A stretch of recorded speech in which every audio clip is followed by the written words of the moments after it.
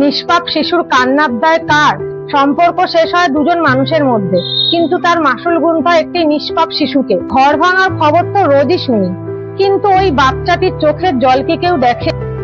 বিচ্ছেদ হয়তো বড়দের কাছে একটা মুক্তির পথ, কিন্তু একটা বাচ্চার কাছে তো পুরো গোটা পৃথিবীটাই হারিয়ে ফেলা। মা যখন চলে যায় তখন খেলনাগুলো পড়ে থাকে, স্কুল ব্যাগটা পড়ে থাকে, কিন্তু থাকে না শুধু মায়ের আদর আর ভালোবাসা।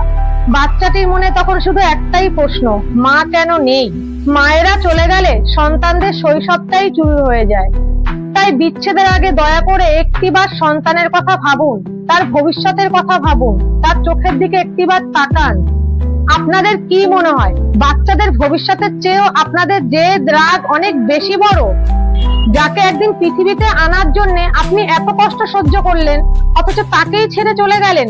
কমেন্টে আপনাদের মতামত জানান এবং ভিডিওটি ভালো লাগলে শেয়ার করে সবাইকে একবার ভাবার সুযোগ করে দিন।